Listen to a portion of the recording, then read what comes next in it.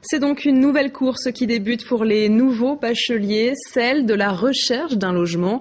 Chaque année en Vendée, plusieurs milliers d'étudiants cherchent un appartement, une colocation ou une place dans une résidence étudiante. Et le premier pas dans cette nouvelle vie n'est pas toujours simple pour les jeunes et leurs familles.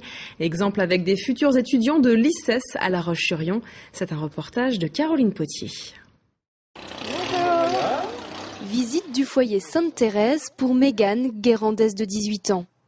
La jeune bachelière est 3e sur liste d'attente pour ce lieu de vie mixte qui accueille 42 étudiants à l'année.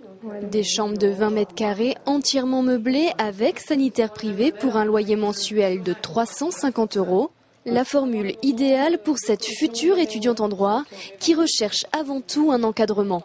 J'aime pas trop la solitude, c'est-à-dire que j'ai toujours été avec ma famille qui est très proche de moi, on est très proches les uns des autres et me retrouver seule dans un appartement, c'est vraiment pas ce qui me plaît. J'ai peur d'être perdue, surtout pour une première année de fac qui est quand même assez dure. À 20 mètres du foyer l'ICES, François s'inscrit en première année de mathématiques physiques. Originaire du Morbihan, il a trouvé son studio dès le mois de mai sur le site internet de l'école. Il y a quand même pas mal qui étaient déjà réservés, quoi. Mais autrement, ça n'a pas été trop compliqué. Comme je connais encore personne ici, je préfère être tout seul, quoi.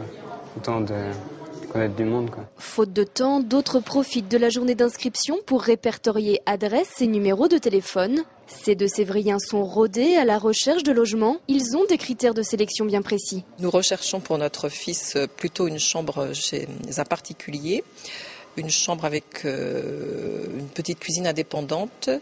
Et ce qui motive notre recherche, c'est plutôt le prix. Moins de 300 € par mois, charges comprises. Si les premiers propriétaires contactés ne répondent pas de panique. Béatrice laisse des messages en espérant commencer les visites dans les prochains jours.